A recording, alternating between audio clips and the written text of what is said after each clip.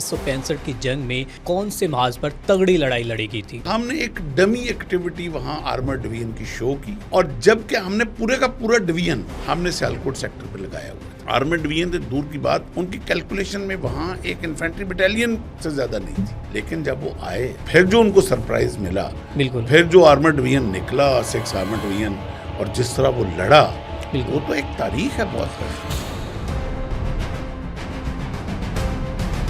जो कि खुद बम फेंक देते, उन्होंने लेटना ही क्यों था बम बांध के टैंकों के सामने?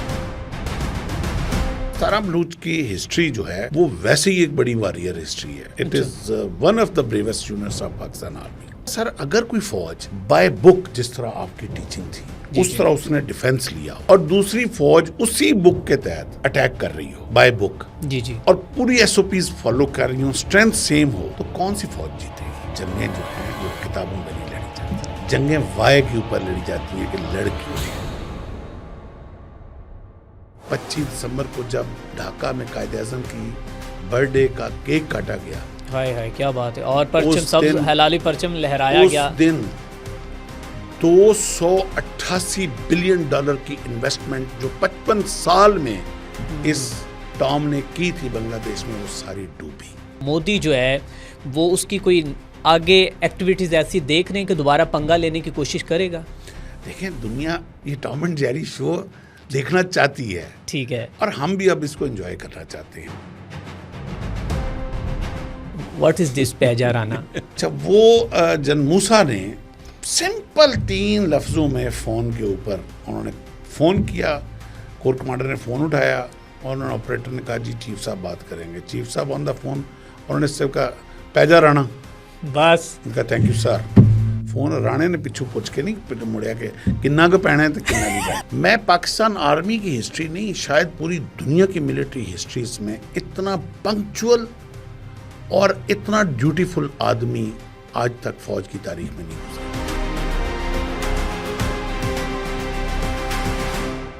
अस्सलाम वालेकुम नाज़रीन, मैं हूं आपका मेज़बान मियां अरसलान और आप देख रहे अनफोल्ड पाकिस्तान। नाज़रीन, आज हम आपको तारीख़ के कैसे बाब की जानिब लेकर जा रहे हैं कि जो मोहब्बत, जज्बे और इस वतन की मट्टी की खातर मिट जाने के नाम से भरे हुए हैं। आज हम बात करेंगे 6 सितंबर यानी कि यौम दिफा के हवाले से, और जानेंगे कि 1965 की जंग में किस तरह हमारी इस वतन की मट्टी की हिफाजत के लिए हमारे गुमनाम हीरो ने अपने जो कि वतन को बचाने के लिए अपनी जानें कुर्बान की थी। और इसके साथ हमारा साथ देंगे जनाब मेजर रिटायर मेसम रज़ा साहब। अस्सलाम वालेकुम सर।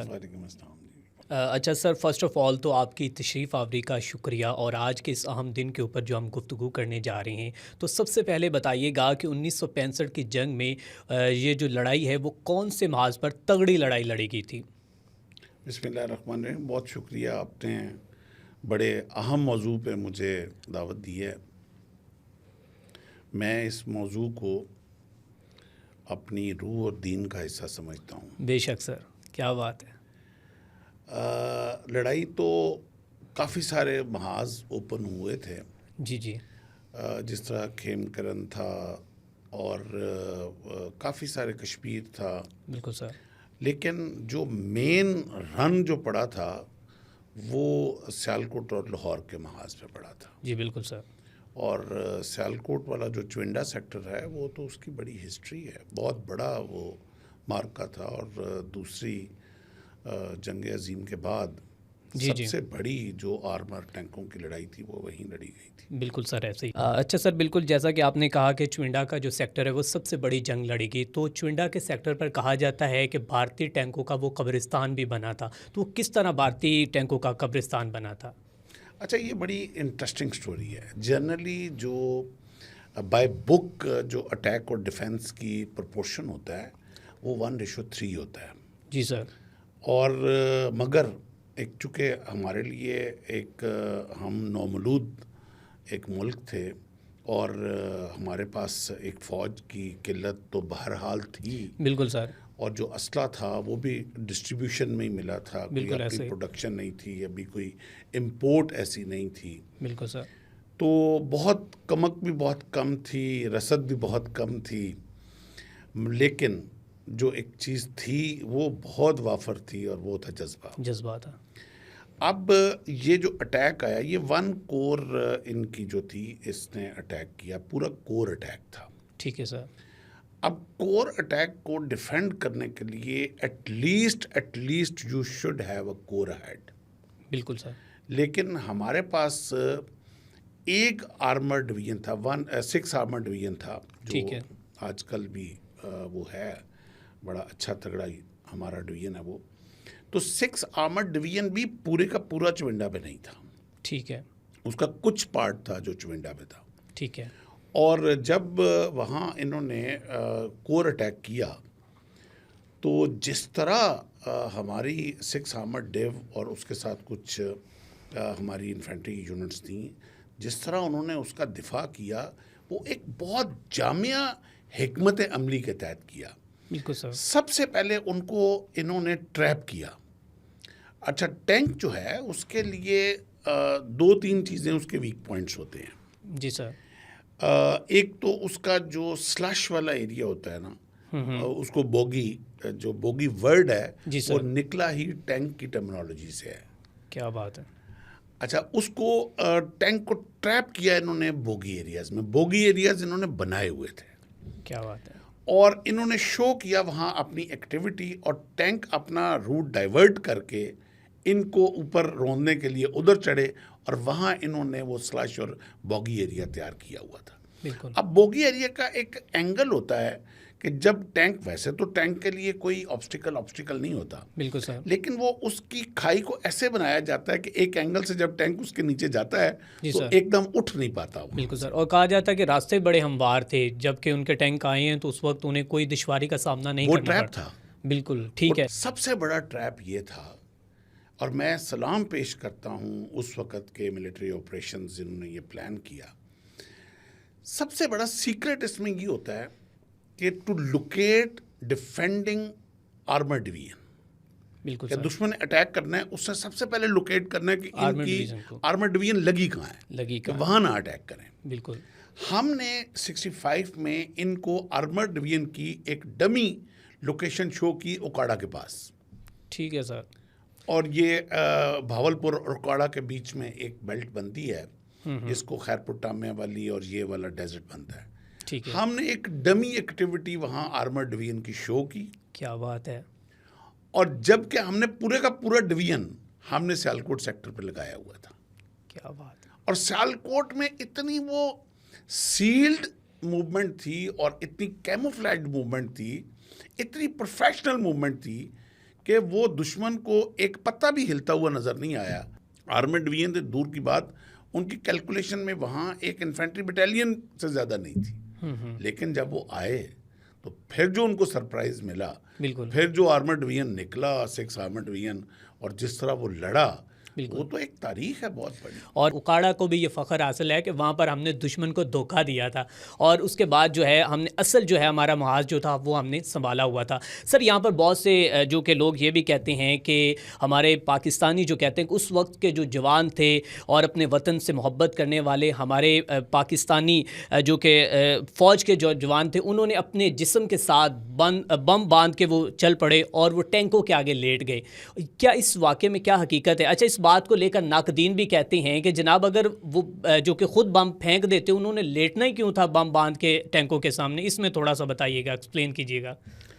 अच्छा, इसमें सबसे पहले जो मेरी नाकदीन से ये गुजारिश है कि वो इसके ऊपर तबसरा करने से पहले जी सर।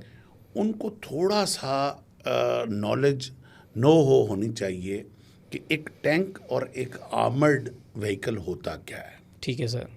अच्छा, अब जो टैंक की कॉन्फ़िगरेशन होती है ये बुलेट प्रूफ होती है, बॉम्ब प्रूफ होती है। आप उसके ऊपर बॉम्ब मारें, आप उसके ऊपर ग्रेनेड मारें, आप उसके ऊपर गोलियां बरसाएं, उसको कोई फ़र्क नहीं पड़ता। बिल्कुल ठीक है। ये बिल्कुल एक वैम्पायर की तरह होता है। बिल्कुल सर। अच्छा, अब तो फिर टैंक को तबाह कैसे किया जाए? टैंक की जो वाहिद एक्सपोज्ड जो weak point as far as the configuration is concern, जो बॉडी वाइज है, वो उसकी नीचे वाली बैली होती है।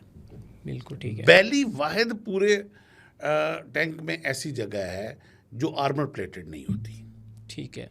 जो सिंपल प्लेटेड होती है, आयरन प्लेटेड होती है। वो वाहिद जगह है जहाँ अगर आप गोली भी मारेंगे तो टैंक के अंदर जाएगी, वहाँ ग्रेनेड भी फटेगा तो टैंक के अंदर जाएगा, वहाँ बम भी फटेगा तो अंदर जाएगा। ठीक है। अब बैली तक पहुंचा कैसे जाए? टैंक एक बला है। बिल्कुल सर। जब उस ये नाकदीन के सामने कभी टैंक के सामने इनको लाएं तो फिर इनको कहीं इसके ऊपर पसीने तबसरा खुशक करें। हो जाए वैसे ही। अब एक बला है, उसके सर। बैली के अंदर जाना कोई आसान काम है? जी सर। अच्छा, मैं वैसे अब चूंकि मौजूद तो उधर मैं भी नहीं था, आप भी नहीं थे, मैं ये समझता हूँ कि इसको ऐसा नहीं था कि वो कुछ सुसाइड के लिए नीचे लेटते थे। जी। उसको ट्रैप ऐसे किया जाता था कि उसमें एक खंदक खोदी जाती थी, ठीक है। खंदक के नीचे बंदा बैठ जाता था ठीक है। और जब खंदक के ऊपर घास फूस डाल दी जाती थी ताकि उसको पता ना चले। जब टैंक खंदक के ऊपर से गुजरता था और वो उसकी बैली और बैक साइड एक्सपोज होती थी तो पीछे से वो बम मारते थे या फायर करते थे या ग्रेनेड फेंकते थे। जी ठीक है। अब बम उनके पास होते थे और वो वेट कर रहे होते थे एम्बुश में कि टैंक ऊपर से जब गुजर जाए तो पीछे से हम उसको अटैक करें। अब उस दौरान कई दफ़ा कुचले भी गए हैं नीचे, और जब वो कुचले गए हैं तो नीचे से ही बम फटा है बिल्कुल ऐसे ही। और उससे टैंक तबाह हो गया। बिल्कुल सो दोनों साइड में विन विन था कि अगर वो बच गए तो पीछे से मारेंगे और अगर ना बने तो भी नीचे से बैली से बम। अच्छा सर, यहाँ पर जज्बे की कैफियत आप देखें कि एक जानिब तो आग चले जंग में हैं और आपको पता नहीं कि आप या तो गाजी होंगे या शहीद होंगे, लेकिन वहाँ पर जो हमारे जो कि जज्बा इस तरह का है हमारे नौजवानों का कि वो जानते हैं कि हम जो हैं वो मौत को अपने गले लगा रहे हैं। कर्नल रिटायर शफकत बलोच जिन्हें सेवियर और लाहौर भी कहा जाता है, इनका 1965 की जंग में क्या किरदार रहा है? देखिए, बहुत सारे करैक्टर थे जिन्होंने इस जंग में इस तरह वो जंग लड़ी कि वो कोई उन्होंने अपनी सिर्फ एक ड्यूटी समझ के वो जंग नहीं लड़ी। जी सर। और वो मोमिन है तो बेतेग भी लड़ता है सिपाही, काफिर है तो शमशीर पे करता है भरोसा। वो बेसरो सामानी में भी लोगों ने जंगें लड़ी, ये वाली लोगों ने विदाउट ऑर्डर्स भी जंग लड़ी। अच्छा। नो कम्युनिकेशन के साथ भी उन्होंने ऑपरेशन एग्जीक्यूट किए हैं। मतलब कि अगर कोई ऊपर सरबराह नहीं है तो वो खुद जो है वो उन्होंने अच्छा, इसमें बहुत सारे करैक्टर्स जो हैं ऐसे हैं जिनके नाम भी नहीं आए। ठीक है। और खुशकिस्मत है वो करैक्टर्स जिनके नाम आ गए, जिनकी हिस्ट्री आ गई, जिनमें से सरफराज रफ़ीकी साहब का, मेजर अजीज़ भट्टी साहब का लाहौर सेक्टर पे, अच्छा, और शफकत बलोच साहब, जी सर, जिनका आपने जिक्र किया। शफकत बलोच साहब जो थे ये 17 बलूच के कमांडर थे। ठीक है। और उस लाहौर की बॉर्डर के साथ इनकी यूनिट लगी हुई थी। अच्छा, 17 बलूच की हिस्ट्री जो है वो वैसे ही एक बड़ी वॉरियर हिस्ट्री है। It is one of the bravest units of Pakistan army, और बड़ा फ़ख्र है पाकिस्तान आर्मी को इस यूनिट के ऊपर, और बड़े बड़े इन्होंने बहुत बड़े बड़े नाम पैदा किए हैं जिनको ग्रूम करके। अच्छा, अब शफकत बलोच साहब जो हैं वो बहुत थोड़ी मिकदार में इनके पास बंदे वहाँ अपॉइंट थे। ठीक है सर। और मैं थोड़ी करेक्शन दे दूँ, उस वक्त वो कमांडर नहीं थे यूनिट पे, वो एक सेक्टर को एक वो प्लटून के साथ उधर वो उसको महाज के ऊपर वो उनको ड्यूटी दी गई थी। ठीक है। और जब अटैक आया तो इन्होंने वो 17 घंटे, अच्छा, चंद लोगों के साथ, वो 15 थे या 17 लोग थे, वो दुश्मन के पूरी की पूरी कोर को इन्होंने वहाँ से 1 इंच आगे आने नहीं दिया। क्या बात है। अब वो जिस तरह एक राइफल के साथ और एक रॉकेट लॉन्चर के साथ और चंद बंदों के साथ आप जिस हिकमत अमली के साथ अपने बंदों को लड़ाते हैं, ये एक बहुत बड़ा उस स्ट्रेस के अंदर, उस टेंशन के अंदर कि जब आपको ये पता होता है कि किस लम्हे कौन सी गोली आके मुझे लग जानी है। बिल्कुल सर। मौत से बड़ा स्ट्रेस तो इंसान को किसी चीज़ का नहीं हो सकता। बिल्कुल सर। और जब आप मौत आपके साथ हर कानों के साथ 2 इंच पे गुजर रही हो, और उस स्ट्रेस में अपने ट्रुप्स को इस तरह डिप्लॉय करना और उनकी कमांड एंड कंट्रोल मेंटेन रखना, अपनी नर्व्स पे काबू रखना। अब इसके अंदर एक फैक्टर जो अरसलान साहब आता है ना, वो आता है कि वाई, वो जंग क्यों लड़ रहे थे। बिल्कुल। अब जो शफकत बलोच साहब की आपने बात की, मुझे अपना तालिब इल्मी का ज़माना याद आ गया कि जब मिलिट्री एकेडमी में हम जाते हैं तो हमारी पहली टर्म में वो हमें 6 महीने में डिफेंस सिखाते हैं। ठीक है। कि how to take an ideal defence. Okay. उसके बाद वो एक्सरसाइज चलती है, उसके बाद वो उसके ऊपर सारी डीब्रीफिंग होती है। 6 महीने में वो टैक्टिस का एक सब्जेक्ट होता है, टैक्टिस ऑफ वॉर, उसके तहत वो बाय बुक हमें डिफेंस करना सिखाते हैं। बिल्कुल सर। वो 6 महीने हमने डिफेंस सीखा। उसके बाद सेकेंड टर्म 6 महीने जो होती है उसमें हमें अटैक सिखाते हैं। क्या बात है। वो बाय बुक के एक आइडियल अटैक क्या होता है। जब वो अटैक हमारा ख़त्म हो गया, 6 महीने हम डिफेंस सीख चुके थे जी। 6 महीने हम अटैक सीख चुके थे, तो उसके बाद हमारी एक डीब्रीफ हो रहा था। और मेरे उस वक्त प्लटून कमांडर थे, बाद में जनरल रिटायर्ड हुए नसरुल्लाह डोगर साहब, बहुत काबिल अफसर फौज के। तो वो डीब्रीफ ले रहे थे, तो मैंने उठ के उनसे एक सवाल किया। मैं उस वक्त सेकंड टर्म का कैडेट था। ठीक है। मैंने कहा सर, अगर कोई फौज बाय बुक जिस तरह आपकी टीचिंग थी उस तरह उसने डिफेंस लिया हो, और दूसरी फौज उसी बुक के तहत अटैक कर रही हो बाय बुक, जी जी, और पूरी एसओपीज फॉलो कर रही हो, स्ट्रेंथ सेम हो, तो कौन सी फौज जीतेगी? क्या क्वेश्चन था ये। तो बड़ा तहम्मुल के साथ उन्होंने जवाब दिया, और मैं सारी ज़िंदगी वो जवाब मुझे भूला नहीं। उन्होंने कहा कि महसम साहब, जंगें जो हैं वो किताबों में नहीं लड़ी जाती, क्या बात है। जंगें वाय के ऊपर लड़ी जाती हैं कि लड़ क्यों रहे हैं, क्या बात है। वो जज्बा क्या है, वो कुव्वत क्या है। यानी कि ये वो कुव्वत है जो मौत को भी इस वक्त सबसाइड कर देती है। बिल्कुल सर। कि मौत क्या चीज़ है वी डोंट नो। सही बात। सारी ज़िंदगी बंदा अपनी सेफ्टी के लिए जीता है, जी सर। और वो जज्बा है जो मौत को सबसे पहले सबसाइड करता है। क्या बात। जो मोस्ट नो वैल्यूएबल चीज़ वहाँ रह जाती है वो लाइफ है। क्या बात है। मीन दैट कि ये आप कह रहे हैं कि शफ़क़त बलोच जो उनका वो जज्बा था, और किस तरह उन्होंने, उनके पास जो कि साजो सामान की भी कमी थी, और उसके बाद लाखों की तादाद के सामने सैकड़ों की तादाद, और सीना जो है वो चौड़ा करके हमारे जवान खड़े थे। तो सर, हाल ही में जो मई में जंग हुई उसमें हमने देखा कि पाकिस्तान की पाक फ़ज़ाइया ने बड़ा अहम किरदार अदा किया, और दुश्मन को नाको चने चबाए और साबित कर दिया कि हम तुम्हारे घर में घुस के भी मार सकते हैं। तो अभी जो है आज हम ये भी बात करेंगे कि 1965 की जंग में जो जनाब सरफराज रफ़ीकी साहब हैं, उनका किरदार क्या था, उन्होंने किस तरह अपने नाम का लोहा मनवाया। As far as this recent operation जो मई वाला है 2025 वाला, बिल्कुल सर। मैं लाइटर मोड में, हम सब में से कोई भी ऐसा नहीं होगा, और आपके सुनने वालों में भी, जिसने वो कार्टून टॉम एंड जेरी ना देखा हो। हाँ जी सर, सब ने देखा। सब ने देखा हो जी सर। अच्छा, वो एक चीज़ उसमें हमेशा कॉमन रही है, उस पूरी नीश में, कार्टून की और थीम में, कि जेरी जो था वो हुजम में छोटा था, शरीफ था, पहले कभी पंगा नहीं लेता था। नहीं लेता, ठीक है। अच्छा, टॉम हुजम में बड़ा था, ताकत में बड़ा था, बदमाशी करता था, उसको अपने ऊपर बड़ा तकब्बर था, और मालक से अच्छा खाता था। टॉम मालक का पालतू था, जेरी मालक का पालतू नहीं था। क्या बात, बहुत बड़ी एग्जांपल दे दी आपने। ठीक है। जेरी अपनी इज्जत पे सरवाइव करता था, सॉवरेनिटी के साथ। बिल्कुल।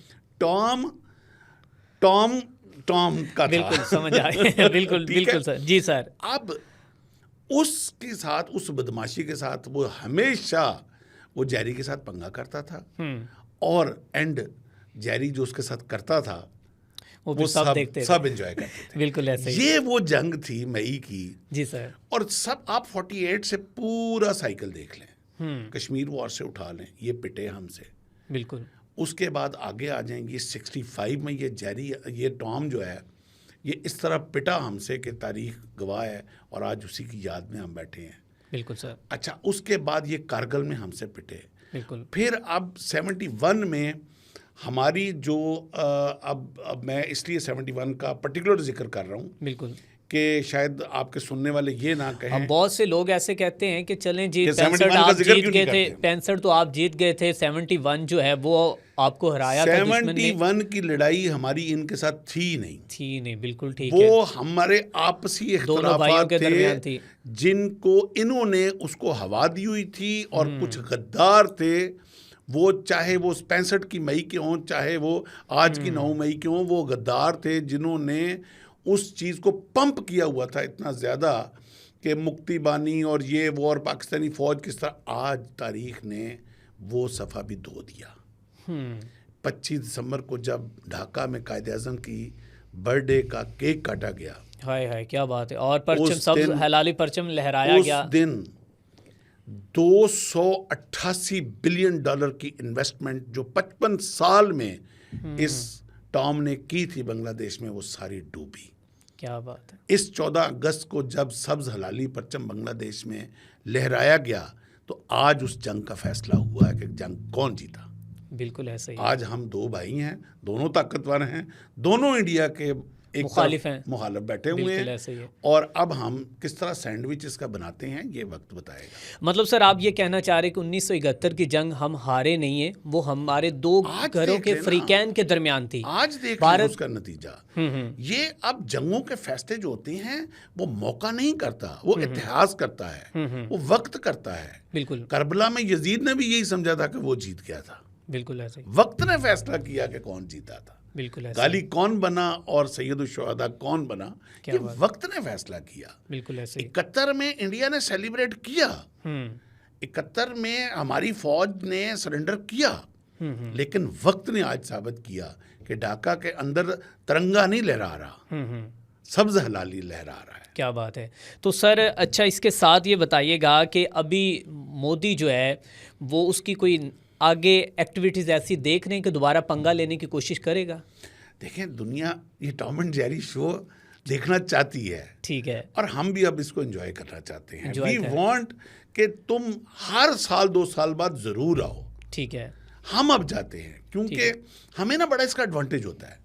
हमारे आपसी बड़े सारे इख्तलाफात जो वैसे नहीं सेटल हो रहे होते, लेकिन we are thankful to Modi कि ये हमारे वो सेटल करवा देते। हाँ बिल्कुल ऐसे ही है। बहुत सारी दुनिया हमें हल्का लेना शुरू हो गई थी, क्या जी, जी। अरब कंट्रीज और क्या वेस्ट वाले, बिल्कुल और ये thanks to mister Modi, thanks to mister Tom, इन्होंने कि एक बार फिर हमें सुर्खरू इन्होंने किया। फिर हमारी वर्थ साबित कर दी है। बिल्कुल ऐसे ही। और आज जो पाकिस्तान जिस पेडेस्टल पे खड़ा है, और उसमें हमारी जो पॉलिटिकल क़यादत है, और उसमें हमारी फ़ौजी क़यादत है, और उसमें मिलिट्री क़यादत है, उसमें फ़ज़ाइया की क़यादत है, भाई बहुत बड़ा उसमें उनका रोल है। और जिस पेडेस्टल पे पाकिस्तान आज जाके अपराइट होके खड़ा है, जो आसिफ मुनीर साहब ने स्टेटमेंट अमेरिका के अंदर खड़े होके दी है कि अगर हमें डुबोने की कोशिश की गई तो आधी दुनिया को लेके डूबेंगे, क्या वी आर बात ए है। Nuclear state. बिल्कुल ये कुछ छोटी बात और छोटे फोरम पे खड़े होके बोलने वाली नहीं थी।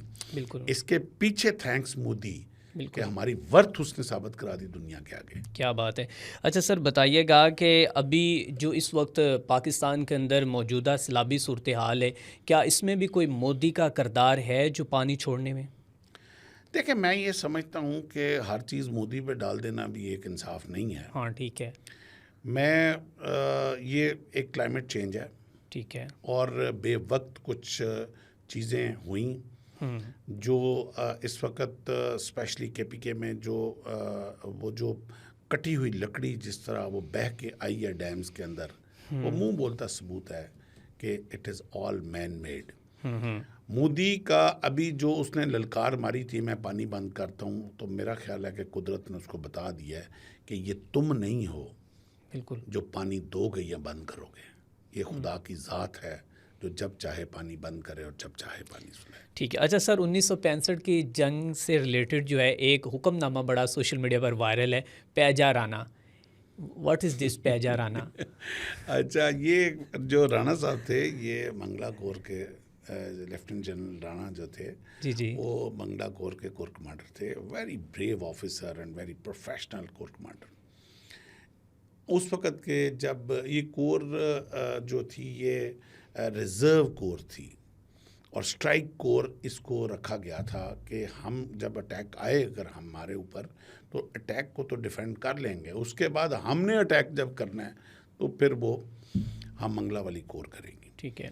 तो उस वक़्त जब आर्मी चीफ जनरल मूसा जो थे, जी बिल्कुल, उन पे भी बात करेंगे थोड़ी सी आगे चल के। I would love to talk about. बिल्कुल सर। अच्छा, वो जनरल मूसा ने सिंपल 3 लफ्ज़ों में फ़ोन के ऊपर उन्होंने फ़ोन किया, कोर कमांडर ने फ़ोन उठाया और उन्होंने ऑपरेटर ने कहा जी चीफ साहब बात करेंगे। चीफ साहब ऑन द फ़ोन, उन्होंने सिर्फ कहा पैजा राणा, बस उनका thank you sir. Phone Rane ने पिछू पुछ के नहीं मुड़िया के किन्ना को पैना है तो किन्ना नहीं पैना। क्या बात है, क्या बात, मतलब कि ये वो कोड वर्ड था हिस्टोरिकल नहीं, कोड वर्ड नहीं था, it was I think slang. ठीक है, और बस पै जाऊं पैजा, और राणा ऐसा पड़ा कि फिर जो है वो दुनिया ने देखा और फिर उसके ऊपर जो है किताबें लिखी गई और एक जो है नक्शा ही बदल गया और दुश्मन जो है वो घुटने टेकने पर मजबूर हो गया। गाना उसके बाद पंजाबी वाला गाना जी राणा जी हुण माफ कर दियो, एक ਉਹਦੇ बाद इंडिया ने बनाया। ठीक है सर, बिल्कुल ठीक, मतलब राणा जी माफ कर दो। तो अभी माफ किया है या नहीं किया? नहीं जी, ये माफी नहीं मिल सकती, ये मामला चलता ही रहेगा। ये मामला चलता रहेगा जब तक जी सर ये अपनी वो फेक चांकिया कुतलिया की थ्योरी से हटते नहीं है। महाभारत और अखंड भारत और पूरी दुनिया पे सिर्फ जो है वो भारत और हिंदू राज होना चाहिए और आरएसएस मेंटेलिटी और उसके बाद ये बीजेपी मेंटेलिटी और ये मोदीइज़म और दुनिया के अंदर किसी भारत के अंदर जो है ना कोई क्रिश्चियन ज़िंदा रह सकता है ना कोई सिख ज़िंदा रह सकता है, या तो वो हिंदू बने और या वो फिर मरने के लिए तैयार हो। जब तक ये मेंटेलिटी वो ख़त्म नहीं करता बिल्कुल, तब तक ये पीस नहीं हो सकता। ठीक है। अच्छा सर, हाल ही में जो जंग हुई उसको दुनिया ने देखा और उसी जंग ने जो है हमारा सर फ़ख्र से बुलंद किया और आपने रिसेंट पहले बोला भी है कि हम तो शुक्र अदा करें कि ये जंग हुई और मामला जो है। अच्छा, उसमें फील्ड मार्शल सैयद आसिम मुनीर जो हैं उनका किरदार बड़ा अहम रहा। एक तो उन्होंने सुन्नत रसूल और अपने इस्लाम के मुताबिक जो है वो जंग का आगाज़ किया और फिर लोगों में क़ुव्वत ईमानी जो थी और वो जज्बा भी बढ़ता हुआ हमें नज़र आया कि एक हाफिज़ जो है फील्ड मार्शल, उसने जनरल जो कि आर्मी चीफ़ ने किस तरह जंग का आगाज़ किया है। तो 1965 की जंग में जनरल मूसा जो हैं उनका क्या किरदार था? बहुत शुक्रिया आपने जनरल मूसा का जिक्र किया और मुझे बड़ा दुख है इस बात पे कि इतना बड़ा नाम और इतना बड़ा हिस्ट्री और इतनी बड़ी शख्सियत समहाउ और दी अदर, इस शख्सियत का नाम जो है वो बहुत ज़्यादा, जबकि 65 की वॉर को हम कितना अप्रिशिएट करते हैं, बिल्कुल, तो हमें जनरल मूसा के बारे में बहुत कम मटीरियल मिलता है। जनरल मूसा जो थे, एक किताब भी है उनकी, मैंने पढ़ी भी है, वो उर्दू में भी उसका तर्जुमा है, जवान से जर्नैल तक। ठीक है। अच्छा, ये वो बंदा था जो फ़ौज में सिपाही भर्ती हुआ था। अच्छा, बहुत सारे लोग नहीं जानते इस बात को। सिपाही भर्ती हुआ था और ये बेसिकली हज़ारा कम्युनिटी के थे और कोयटा से इनका ताल्लुक़ था, अफ़गान इमिग्रेंट थे और उसके बाद सिपाही फ़ौज में भर्ती होके देन ही डिड हिज इंटरमीडिएट प्राइवेट। उसके बाद इन्होंने आईएसएसपी के लिए अप्लाई किया और फिर कमीशन हासिल किया, फिर पीएम में जाके एकेडमी में सारी ट्रेनिंग ली। इतना बड़ा पंक्चुअल आदमी, मैं पाकिस्तान आर्मी की हिस्ट्री नहीं, शायद पूरी दुनिया की मिलिट्री हिस्ट्रीज में इतना पंक्चुअल और इतना ड्यूटीफुल आदमी आज तक फौज की तारीख में नहीं गुजरा। पूरी service from spy till army chief he retired, एक छुट्टी नहीं इसके बंदे के रिकॉर्ड में, not a single leave on record है ये सारी चीज़। अच्छा सर, आपने ये थोड़ी सी हिस्ट्री पे बात की तो मेरा एक सवाल जहन में आया कि क्या ये वाहिद वो जनरल थे कि जो सिपाही से जनरल बने, या इसके अलावा भी पाकिस्तान और भी हैं लेकिन इनकी स्ट्रगल जो है जो, मगर ये एक बहुत ही छोटी कम्युनिटी से, हज़ारा कम्युनिटी से उठ के इनका आना और सिपाही भर्ती होना और इतना पंक्चुअल शख्स होना। मैं एक बड़ा इंटरेस्टिंग इनका पीएमए की, इन्होंने अपनी किताब में एक वाक़या लिखा कि ये टाइम शेड्यूल जो है ना, इनका बायोलॉजिकल क्लॉक इतना एक्टिव था कि सुबह 4 बजे उठते थे एकेडमी में, हम भी इसी तरह ही उठते थे, तो और बिल्कुल dead time, lights off timing पे ही used to go to sleep. अच्छा, इनके रूममेट्स थे और जिस तरह पीएमए में ये सारी जो अलटपन और शैतानियाँ चलती रहती हैं रूममेट्स के साथ, और स्पेशली जो इस तरह का पंक्चुअल रूममेट हो तो उसको सारे मिल के तंग करते हैं। बिल्कुल ऐसे ही सर, हॉस्टल लाइफ में होता है। तो एक दिन इसको अभी 2 बजे थे, इनके रूममेट ने शैतानी की, तो अलार्म जो है वो 4 बजे का लगा के जनरल मूसा सोए थे। अच्छा, उसने अलार्म 2 बजे पे कर दिया। अब वो 2 बजे अलार्म बजा और जनरल मूसा उठ गए। उठने के बाद वो वॉशरूम चले गए और वो कहते हैं कि मैं वॉशरूम में बैठ गया, मैं वॉशरूम उसके बाद मैंने शेव की, मैं शेव करके आके मैं यूनिफॉर्म पहन लिया मैंने, लेकिन कहते हैं मैंने पहन लिया मगर मुझे मेरी माइंड बता रहा था कि मूसा तेरी अभी नींद पूरी नहीं हुई, 2 घंटे नींद रहती है। क्या बात है। अब कहता है घड़ी कमरे में घड़ी एक ही थी जिसका अलार्म 2 बजे बज गया हुआ था और जिसका टाइम 2 घंटे पीछे था। फिर मैं बाहर गया, मैंने बाहर जाके सितारों की मूवमेंट से कैलकुलेट किया कि नहीं मूसा अभी टाइम वो नहीं हुआ। क्या बात है। तो ये वो लोग थे जो अपनी बायोलॉजिकल क्लॉक इनकी आज के क्लॉक से ज़्यादा स्ट्रांग होती थी। बिल्कुल ठीक। और अब चूंकि जिक्र कर ही दिया है जनरल मूसा का, तो सम और दी अदर मेरा एक पर्सनल एक उनके साथ एक Attraction वाकया है बचपन का। ठीक है जी। मेरे वालिद साहब वकील थे और जब जनरल मूसा साहब जब वो GOC थे तो वो सियालकोट में उन्होंने एक डिवीजन कमांड किया था। तो मेरे वालिद साहब एक अच्छे सियालकोट के नामवर वकील थे, खुदा गरी की रहमत करे। और ये उनका अगस्त बर्थडे मंथ भी है, तो मैं उनके लिए दुआ गो अल्लाह ताला उनके दर्जात बुलंद करे। A great man Malik Mumtaz Hussain advocate from Sialkot. तो जब वो GOC थे तो उनके साथ उनका इंटरेक्शन था। तो एक दिन वो एज ए GOC वो उनके साथ चूँकि ताल्लुक़ था, तो बाद में जब वो आर्मी चीफ हो गए फिर वो रिटायर हो गए। रिटायर होने के बाद जब वो गवर्नर बलूचिस्तान थे तो उस वक़्त वो एक दिन हमारे घर आए, मैं छोटा था उस वक़्त। तो मुझे बड़ा लाड प्यार से ना कहते हैं कि मेरे वालिद साहब चूँकि वकील थे तो कहते हैं कि हमारा बच्चा वकील बनेगा। तो मैंने बड़ा उस वक़्त आई वाज लाइक, ये बात मैं सुना रहा हूँ आपको 74-75 की। ठीक है। तो वो मैंने बिल्कुल उस वक़्त तोतली सी ज़ुबान में बोला कि नहीं अंकल मैं तो फ़ौजी बनूँगा। अच्छा उन्होंने खुश होके तो उस वक़्त मुझे 100 रुपीज़ वो लाल रंग का बड़ा सा नोट होता था वो निकाल के दे दिया। ठीक है। तो मैंने पकड़ लिया। तो थोड़ी देर बाद मैं खेलते खेलते ना दोबारा उनके पास आया। तो आके मैंने उनको कहा कि अंकल आप ये 100 रुपीज़ रख लें, मुझे 1 रुपये दे दें। अच्छा वो बड़ा हैरान हुए जनरल मूसा, कहते हैं नहीं बेटा ये तो वो 1 रुपये 100 करो तो ये बनता है, तो ये ज़्यादा दिए मैंने कहा नहीं मुझे आप कम दे दें, ये रख लें। तो उन्होंने कहा अच्छा मैं दे देता हूँ, लेकिन क्यों तुम ऐसा कह रहे हो। तो मेरा जवाब भी बड़ा मासूमाना था। मैंने कहा ये 100 रुपीज़ तो मेरी मामा ले लेंगे। क्या बात है। और 1 रुपये मैं खुद स्पेंड करूँगा। ये बात मतलब कि आपकी तब से ये थिंकिंग थी कि आपने इसको कैसे सेव करना है। क्या बात है सर, बड़ी एक ये जनरल मूसा के साथ रिलेटेड था तो मैंने कहा इस मौके पे चले बिल्कुल सर।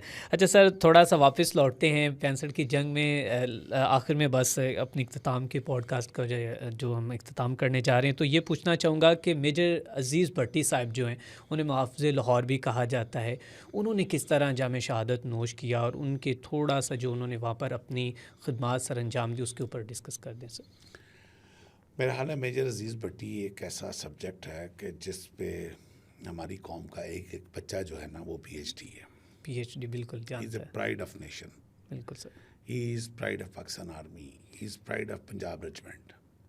और मेरी चूँकि अपनी भी पंजाब रेजिमेंट है तो मेरे लिए तो डबल प्राइड है उनका।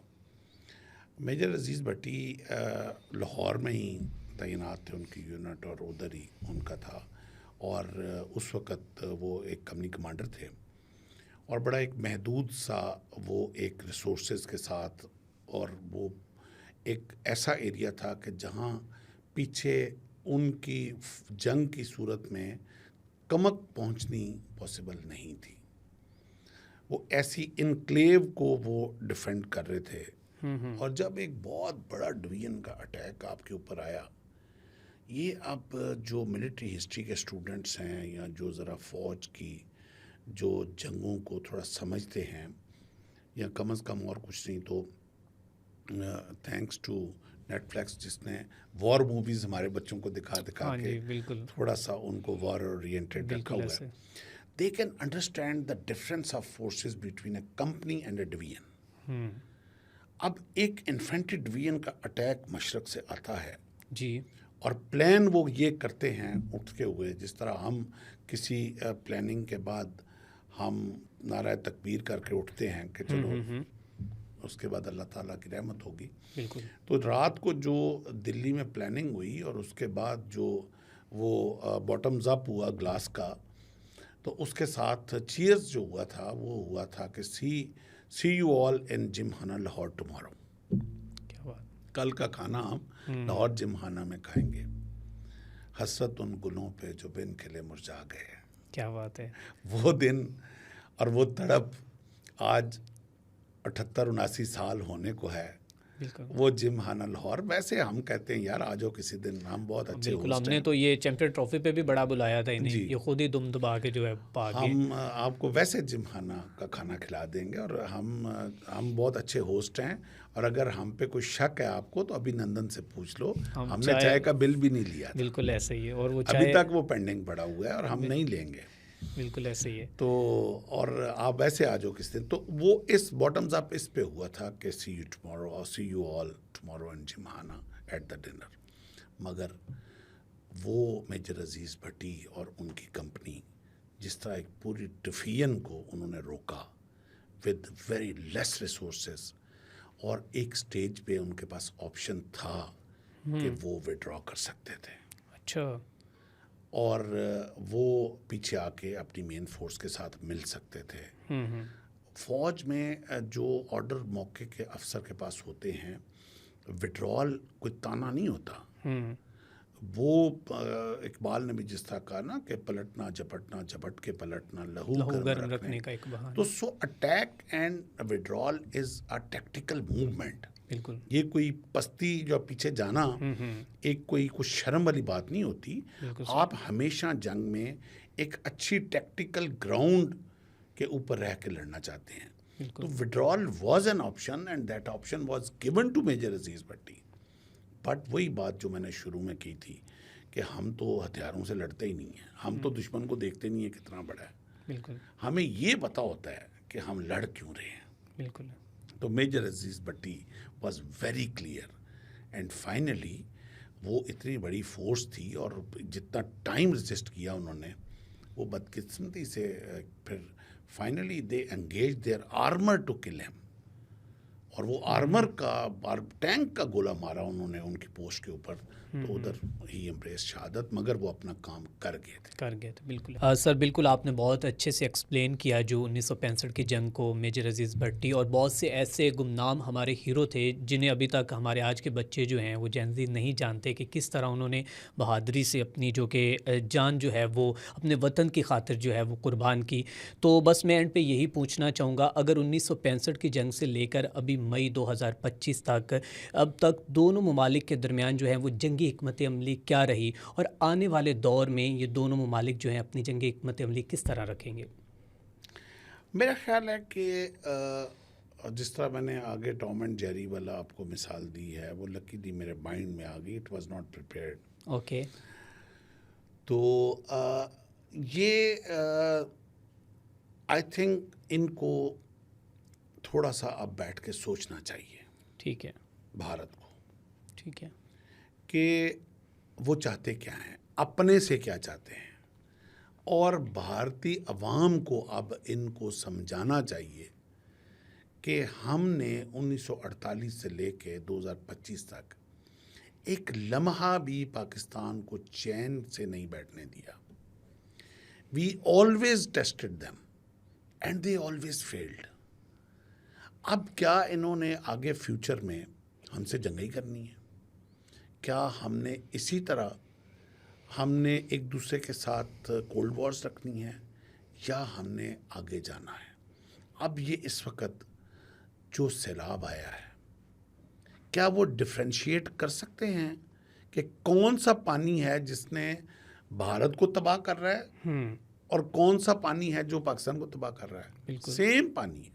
बिल्कुल ऐसे। वही तवी का पानी है जो पहले चढ़दे पंजाब को तबाह करके आ रहा है। मैं वो अपने सिख भाइयों की मूवीज़ देख रहा था कि जिस वक्त हम भी जिम्मेदार हैं, मेरे अपने काफ़ी सारे एकड़ जो चावल लगाया था तबाह हो चुका हुआ है, लेकिन जिस दर्द से वो उनके चावल की फसलें बह रही थीं दरिया में, मुझे इधर बैठ के दुख हो रहा था। बिल्कुल। और वही पानी पहले उधर से उनके सारा माल डंगर रोड के ले आया, बहा के, वही पानी इधर पंजाब में भी आके तबाही कर रहा है। बिल्कुल सर।